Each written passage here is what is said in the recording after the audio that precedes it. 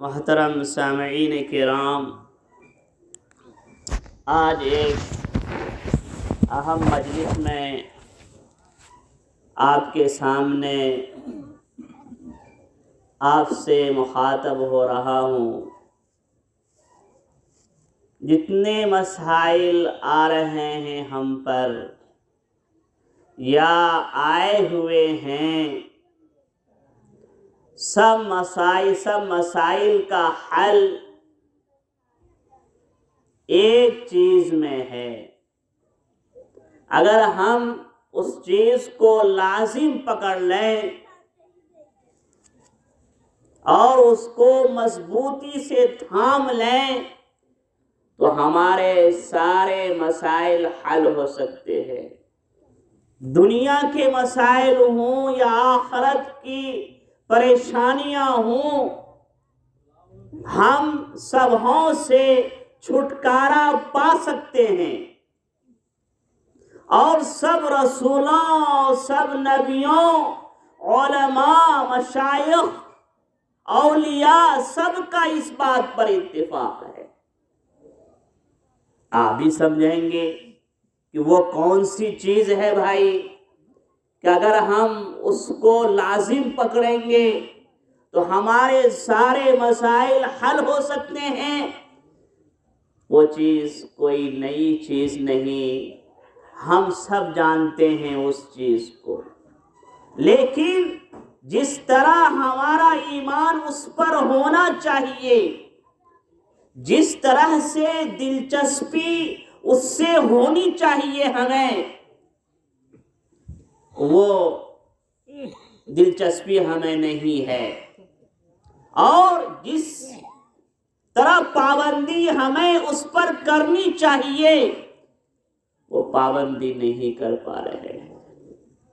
بتائیے، اللہ کا حکم ہو، قرآن بھی کہہ رہا ہو، احادیث بھی کہہ رہی ہو، اور سب نبیوں، سب رسولوں، علماء، مشائخ کا اس پر اتفاق ہو، تو ہمیں کرنا چاہیے۔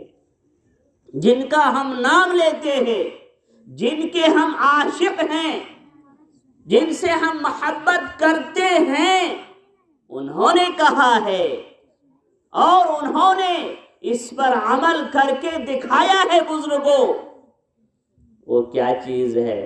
آپ سوچتے ہوں گے کوئی نئی چیز ہے، نہیں۔ اقیموا الصلاۃ، نماز قائم کرو۔ نماز کی بزرگوں بڑی اہمیت ہے۔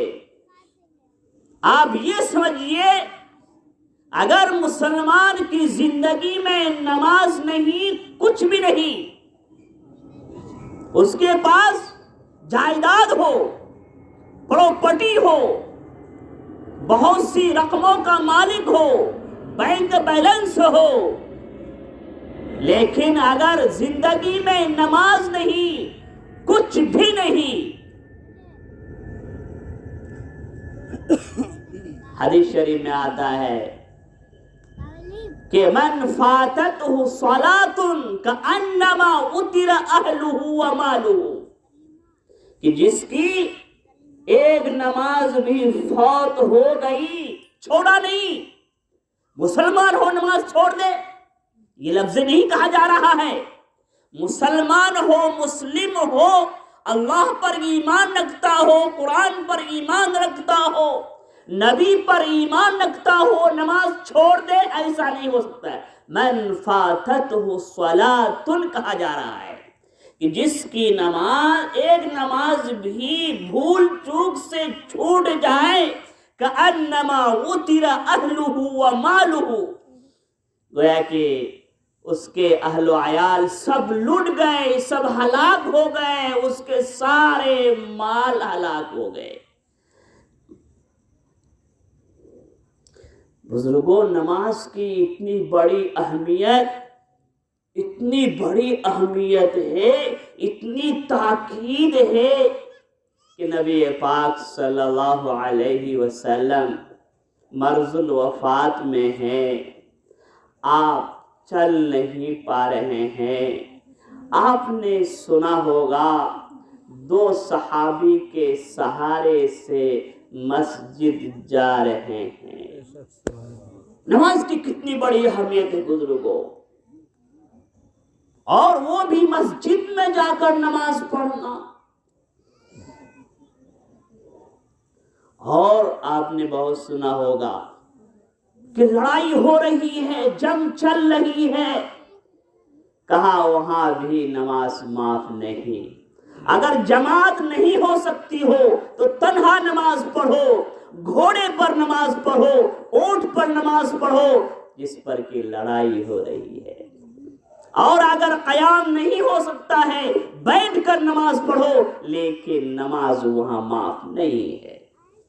جبکہ دشمنوں کا حملہ ہو، مخالفوں کا حملہ ہو، جان پر خطرہ ہو، جانے کا اندیشہ ہو، وہاں بھی نماز معاف نہیں ہے بزرگوں۔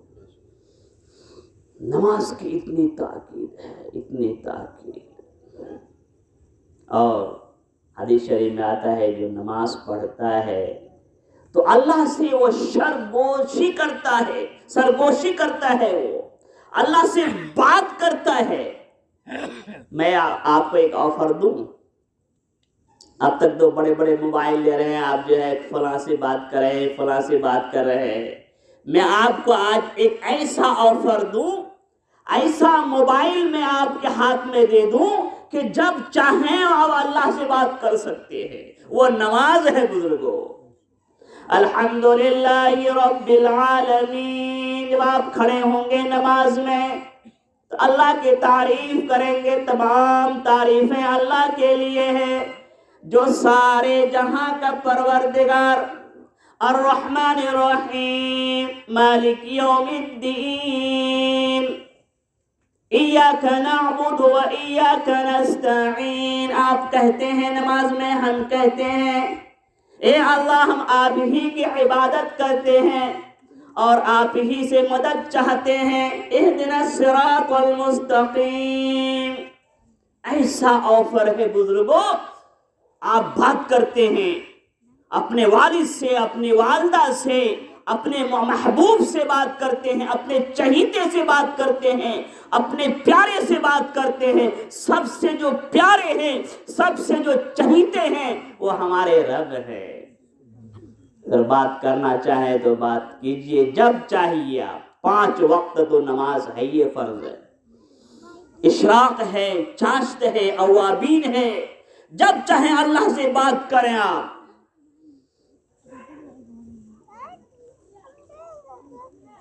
حدیث شریف میں آتا ہے کہ جب بھی کوئی معاملہ پیش آتا، جب بھی کوئی معاملہ حضور کو پیش آتا صلی اللہ علیہ وسلم، تو آپ مسجد کی طرف جاتے، نماز کی پناہ لیتے، نماز کا اہتمام کرتے۔ ہوا تیز چل رہی ہے، ہوا تیز چل رہی ہے تو آپ کھڑے ہو گئے نماز پڑھنے کے لیے۔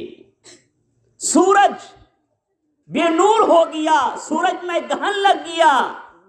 حدیث شریف کہتی ہے کہ حضور جا رہے ہیں مسجد کی طرف اور نماز کی پناہ لے رہے ہیں، نماز میں کھڑے ہو گئے۔ چاند میں گہن لگ رہا ہے، چاند بے نور ہو رہا ہے، چاند سے روشنی سلب ہو جاتی ہے، تو آپ کھڑے ہو رہے ہیں نماز کے لیے۔ کوئی آفت آ رہی ہے، کوئی مصیبت آ رہی ہے تو کھڑے ہو رہے ہیں نماز کے لیے۔ حضور کی پوری زندگی میں، صحابہ کی پوری زندگی میں، علماء اور اولیاء کی پوری زندگی میں اٹھا کے دیکھ لیجئے، کبھی بھی ایک نماز فوت ہوئی ہو ایسا نہیں۔ کبھی بھی ایک نماز فوت ہوئی ہو کہ نماز چھوڑ دی ہو ان لوگوں نے، ایسا نہیں بزرگوں۔ حدیث شریف میں آتا ہے ایک مرتبہ کچھ لوگ جماعت میں نہیں آئے تھے، نماز مسجد میں نہیں آئے تھے۔ نبی پاک صلی اللہ علیہ وسلم جو رحمت للعالمین تھے، سراپا رحمت تھے، حضور کے بارے میں کہا گیا لولاک لما خلقت الافلاک، کہ حضور آپ نہیں ہوتے تو نہ آسمان ہوتا نہ زمین ہوتی، کوئی پیدا نہیں ہوتا۔ سارے انبیاء کی پیدائش، سارے رسولوں کی پیدائش آپ کے سلے میں ہوئی۔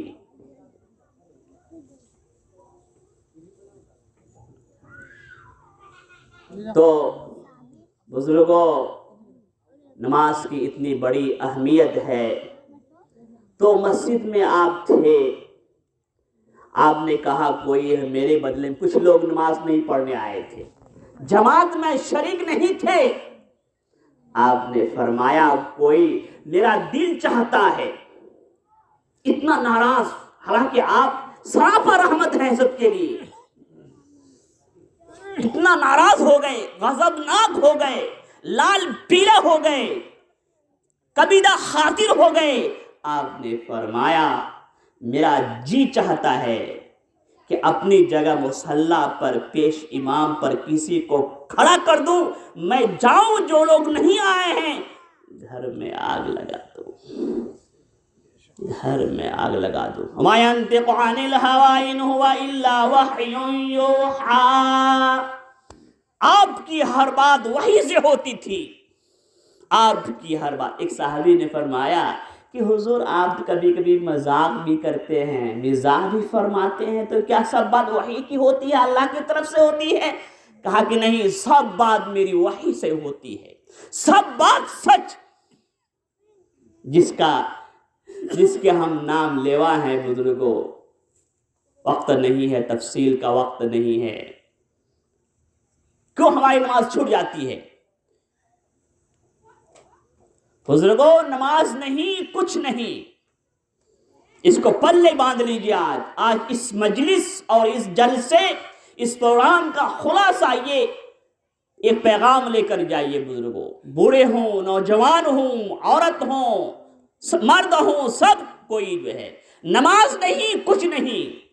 حدیث شریف میں آتا ہے اول ما یحاسب العبد یوم القیامہ الصلاۃ، سب سے پہلے نماز کی پوچھ ہوگی۔ اے بھائی کیا جواب دیں گے ہم لوگ، کیا جواب دیں گے؟ سب سے پہلے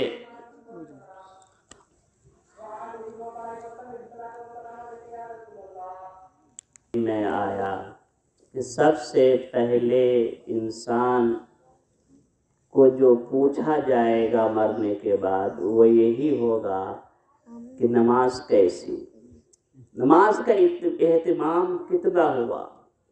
اگر بزرگوں پہلا سوال ہی اگر ہم سے یہی ہوگا اور ہمارے پاس، ہمارے دامن میں، ہماری زندگی میں نماز نہیں ہوگی تو کہیے نہ بھی کیا جواب دیجیے گا؟